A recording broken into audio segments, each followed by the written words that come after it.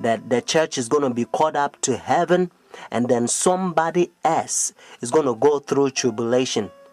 But Paul says, yea, whosoever shall live in godly shall suffer persecution. When Shadrach, Meshach, and Abednego, notice in Daniel chapter 3, when they threw them in the fire furnace, you know what happened? God saved them. And according to Daniel chapter 6, King Darius, when they threw Daniel in the lion's den, God saved Daniel.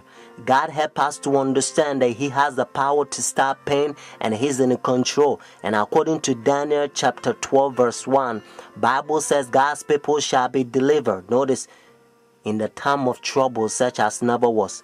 So you don't have to fear mankind. Do not accept that satanic doctrine or gospel, so to speak. It's coming from the Jesuit, the Vatican. You eating Catholic doctrine. That's what you are eating. That's why, and again, Revelation chapter 17, the Bible called this power the whore, the mother of harlot. Means if this power is a mother, notice, that means that this power has a daughters. It's a Sunday churches that they accept their sun worship day. That's why it's Sunday. And watch even the spellings, you find out that's what it is. So friends, Jesus Christ is coming. Whether you go to church or not, friends, take a stand now. Saturday is the biblical day, the Sabbath, because God knows that in the end, the devil's going to make a lot of people forget the day. It's the holy day that they prove that He's the one who created heaven and the earth. Friends, that's why He began by saying, remember the Sabbath day to keep it holy. Oh, friends, isn't that sad? Said Jesus. Why you call me Lord, Lord, and do not the thing which I said? Says Jesus. These people confess me with their mouth, but their heart is far from me. Luke chapter 23, verses 50 to 56, and also Luke chapter 24, verses 1 to 3. In order for you to understand, you have to know that the Bible says all things was made by Him. So Jesus Christ created this world 6 days, and the 7th day He rested, according to Genesis chapter 2, verses 1 to 3. And then when Adam and Eve, they sinned, redemption, He came and He died for us. Friday on the cross, Jesus Christ, He says it is finished. And then He rested on the Sabbath day. Notice when the sun was going down, Friday evening, they buried Jesus Christ. So the early day in the morning, notice, according to Luke chapter 24, verses 1 to 3, Jesus Christ rose on Sunday. So Jesus Christ kept the Sabbath after the creation, and He kept the Sabbath after redemption. It's a beautiful thing if you understand. That's what biblical Sabbath is all about.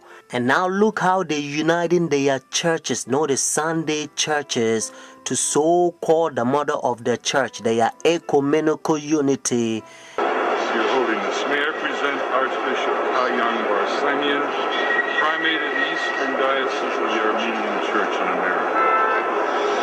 According to ecumenical protocol, the Eastern Orthodox would be first in order, as they are, of course, first in priority in the Catholic Church's ecumenical responsibility. May I present Archbishop Yichen Akachi, the legate and ecumenical officer of the Eastern Diocese of the Armenian Church in America and president of the National Council of Churches in the United States.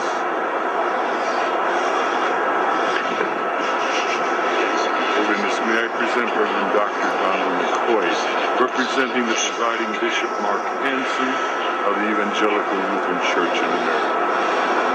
Holiness, may I present Bishop Jeremiah J. Park, Bishop of the New York Annual Conference of the United Methodist Church.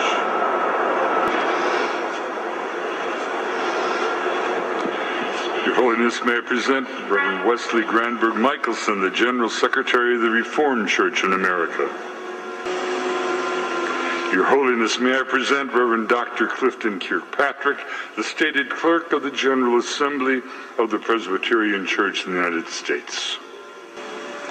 Your Holiness, may I present Reverend Dr. William J. Shaw, President of the National Baptist Convention, United States. Your Holiness, may I present Bishop James Leggett, General Superintendent of the International Pentecost Holiness Church. Your Holiness, may I present Dr. Leith Anderson, President of the National Association of Evangelicals.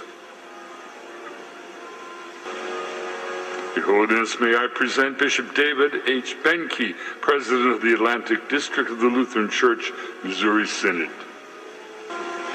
Your Holiness, may I present Reverend Dr. A.R. Bernard Sr., President of the Council of Churches of the City of New York.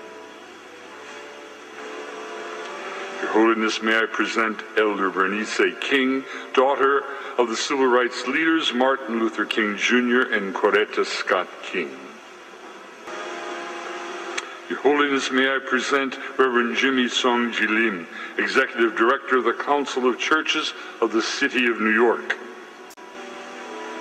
Your Holiness, may I present the Right Reverend Mark Sisk, Bishop of the Episcopal Diocese of New York. Friends, do you understand the language? Your Holiness, and this is how they call this power. He think he is God. That's what their teachings is all about, friends. And you also know that when the religious leaders, when they come to meet this power, they wearing black. Notice, dark color. They represent the sinners, and he represent God, friends. And now listen to what Bible says.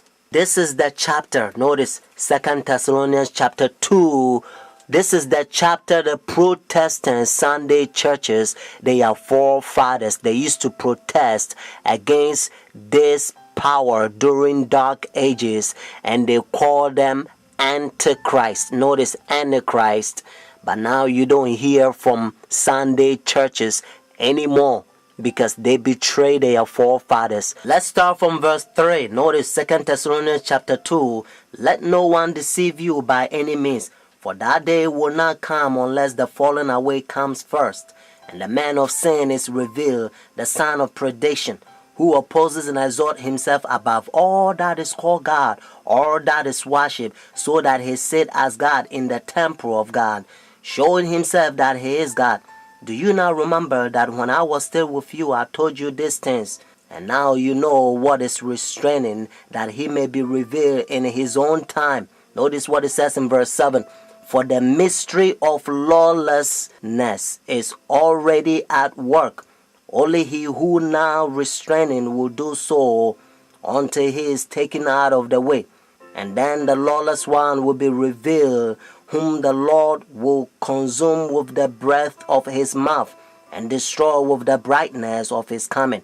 The coming of the lawless one is according to the working of Satan with all power, signs and lying wonders, and with all unrighteousness, deception among those who perish, because they do not receive the love of the truth, that they may be saved. Friends, I urge you to call this number and order your own book. And the name of the book is The Great Controversy. Notice, The Great Controversy. And by the grace of God, you're going to become a better Christian. You're not going to fall to this Christianity that has become like a coffee and milk shake together, because the man of sin infiltrating the churches and they destroying doctrines. The phone number here is 856-503-5893. One more time, 856-503-5893. Friends, Also, if God is touching your heart to support God's faithful ministry so that we can speed up this gospel to a lot of people so that they can hear what you are hearing, because heaven is ceaseless ages. Christ is coming. We only one step